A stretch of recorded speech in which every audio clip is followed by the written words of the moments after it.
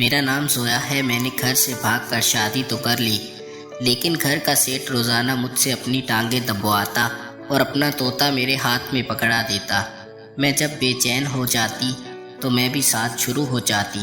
2 گھنٹے بعد باہر نکلتی، پانی کا فوارہ میرا ایسے چلتا کیونکہ میں چھوٹی تھی۔ دوستوں، کہانی میں آگے جاننے کے لیے ویڈیو کو آخر تک دیکھیں۔ میرا نام زویا ہے اور میری عمر 18 سال ہے۔ میں ایک لڑکے سے پیار کرتی ہوں اور اس کے ساتھ شادی کرنا چاہتی ہوں، لیکن میرے گھر والے شادی کے لیے حامی نہیں بھر رہے تھے، کیونکہ میں جس لڑکے سے پیار کرتی ہوں وہ ایک گھر میں ملازمت کرتا ہے، عام سا نوکر۔ لیکن میرے گھر والے چاہتے ہیں میں ایک اچھے لڑکے سے شادی کروں۔ میں خوبصورت لڑکی تھی، کوئی بھی امیر سے امیر لڑکا مجھ سے شادی کرنے کو مان سکتا تھا، لیکن میں نہیں مان رہی تھی۔ اس لیے میں نے اپنے گھر سے بھاگنے کا فیصلہ کیا اور ایک رات میں اپنے عاشق کے ساتھ بھاگ کر آ گئی۔ ہم نے نکاح نہیں کیا تھا۔ میں نے اسے نکاح کرنے کا کہا، لیکن اس نے منع کر دیا، یہ کہہ کر کہ ابھی ہم نکاح نہیں کریں گے۔ وہ مجھے اپنے سیٹ کے گھر میں ہی لے آیا تھا۔ تو مجھے یہاں کیوں لائے ہو؟ مجھے تمہارے گھر جانا ہے۔ وہ جب مجھے سیٹ کے گھر لے آیا تو میں بہت ڈر گئی تھی۔ پاگل لڑکی، میں تمہیں اپنے ساتھ گاؤں کیسے لے جا سکتا ہوں؟ تم اور میں کچھ دن یوں ہی رہیں گے، پھر نکاح کے بعد واپس جائیں گے۔ میرا ابھی تک ID کارڈ نہیں بنا ہوا تھا، اس لیے نکاح نہیں ہو سکتا تھا۔ مجھے مجبوراً وہاں رہنا پڑا۔ میں عابد کے ساتھ اس کے کوارٹر میں نہیں رہ سکتی تھی، کیونکہ وہاں اور بھی مرد سوتے تھے۔ عابد نے مجھے اپنے سیٹ سے ملوایا اور کہا میں اس کی کزن ہوں اور کام کرنے یہاں آئی ہوں۔ میری خوبصورتی دیکھ کر سیٹ پاگل ہو گیا اور مجھے یہاں رہنے کی اجازت دے دی اور کہا میں اس کے ساتھ ہی گھر میں ہی رہوں۔ اس نے مجھے اچھا سا کمرہ دے دیا۔ سیٹ کی اتنی مہربانیاں دیکھ کر میں گھبرانے لگی تھی۔ عابد نے مجھے سیٹ کے گھر میں رکھنے سے منع نہ کیا اور اپنے کوارٹر میں چلا گیا۔ تم عمر میں کم لگتی ہو، سیٹ نے مجھ سے کہا۔ میں تم سے بھاری کام نہیں کرواؤں گا، تم ایسا کرو میرے ساتھ کمرے میں آؤ۔ سیٹ میرا ہاتھ پکڑ کر اپنے کمرے میں لے آیا اور کہنے لگا میری ٹانگوں میں بہت درد ہو رہا ہے، تم دبا دو۔ میں ان کا حکم مانتے ہوئے ان کی ٹانگیں دبانے لگی۔ میں ٹانگیں دبا رہی تھی کہ جب سیٹ نے اپنا طوطا باہر نکال لیا اور پھر میرے ہاتھ پر رکھ دیا اور کہنے لگے اسے بھی دبا دو، یہ بہت درد کر رہا ہے۔ سیٹ کی بات سن کر میں شرم سے پانی پانی ہو گئی اور بولی میں ایسی نہیں ہوں صاحب، یہ سب کچھ نہیں کرتی۔ میں اس سے دور جا کر کھڑی ہو گئی۔ سیٹ بھی اٹھ کر میرے پاس آ گئے اور مجھے دیوار کے ساتھ لگا لیا اور خود میرے اوپر آ کر کہنے لگے ایسی لڑکی نہیں ہو تو بن جاؤ، دونوں خوب مزے کریں گے، میں تمہیں پیسے دوں گا۔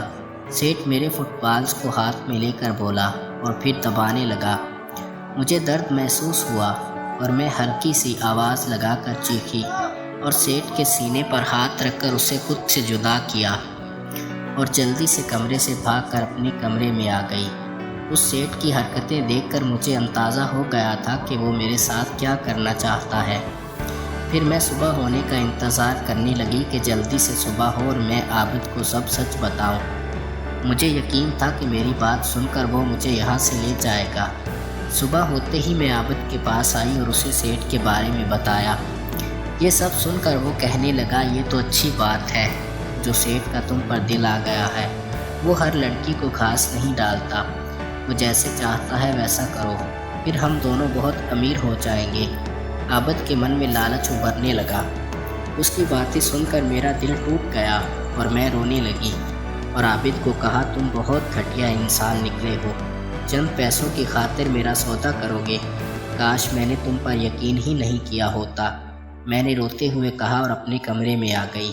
میں رو رہی تھی کہ ایک لڑکی کمرے میں آئی اور کہنے لگی سیٹ مجھے بلا رہے ہیں۔ میں نے اپنی آنکھیں صاف کی اور سیٹ کے پاس آئی۔ وہ کمرے میں بے لباس تھا، اس کا طوطا بھی باہر نکلا ہوا تھا۔ مجھے دیکھ کر وہ مسکرانے لگا اور سیٹ نے مجھے بازو سے پکڑ کر بستر پر گرا دیا اور پھر میرے اوپر آ کر کہنے لگا میرے ساتھ کبڈی کھیلو، بہت مزہ آئے گا۔ میں بھی بہت بے چین ہو رہی تھی، اس لیے فوراً مان گئی اور پھر میں نے سیٹ اپنا طوطا داخل کر دیا और फिर अंदर बाहर करने लगे। मुझे मज़ा आ रहा था, लेकिन दिल बहुत उदास था क्योंकि आबिद ने मेरे साथ बेवफाई की थी। मैं रोमांस के बाद रोने लगी। मुझे रोता हुआ देखकर सेठ परेशान हो गए और मुझे अपने सीने से लगाकर कहने लगे और बोले, क्या हुआ है, तुम रो क्यों रही हो? कोई मसला है तो मुझे बता दो। मेरा मन कर रहा है कि मैं उन्हें सब सच बता दूं। सेठ खुद ही मुझसे सवाल करने लगे कि मैं आबिद के साथ क्या कर रही हूँ और मेरे घर वाले कहाँ हैं। मैं उन्हें क्या बताती आबिद के लिए मैंने क्या कुछ किया और वही मेरे साथ ये सब कुछ कर रहा है, मुझे इस्तेमाल कर रहा है। मेरे साथ ये सब कुछ हो रहा था, मुझे इस्तेमाल करने जा रहा था। मैं कुछ बोलने ही वाली थी कि सेठ ने मुझे अपनी गोद में बिठा लिया और कहने लगे, जब से तुम्हें देखा है मेरा मन करता है बार बार तुम्हारे साथ ही करता रहूं। और फिर मेरी चिड़िया अपने तोते के ऊपर रख दी। मैं पहली बार कर रही थी, इसलिए मुझे बहुत दर्द हो रहा था, लेकिन सेठ बहुत खुश थे। वो मुझसे कहने लगे कि उन्हें काफ़ी अरसा बाद नया माल मिला है और वो उसी खुशी में आबिद की तनख्वाह भी बढ़ा देंगे। उनकी ये बात सुनकर मैं दरमियान में बोल पड़ी और बोली, आबिद अच्छा लड़का नहीं, उसने मुझे शादी के अधूरे ख्वाब दिखाए और फिर मुझे आपके साथ कबड्डी खेलने का कहा था कि उसे मेरे ज़रिए से पैसे मिल सके। मेरी ये बात सुनकर सेठ चौंक पड़े और बोले, उसका मतलब वो हर माह लड़कियों को भगा कर ले जाता है और कहता है मेरी कज़न है, मैं उसे छोड़ूंगा नहीं।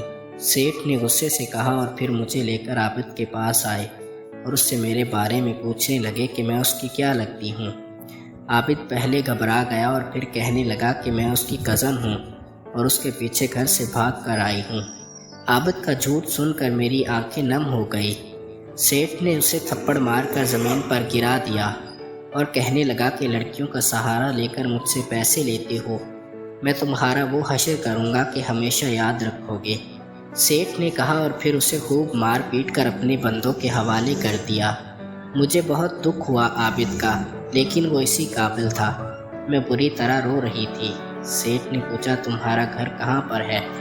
मुझे सेठ कहने लगे, लेकिन मैंने जाने से इनकार कर दिया और कहने लगी, मैं घर किस मुँह से जाऊँगी, अभी तुम सब मुझ पर छोड़ दो। फिर सेठ ने कहा कि अपने घर का बता दो, तो वो मुझे मेरे घर ले आए।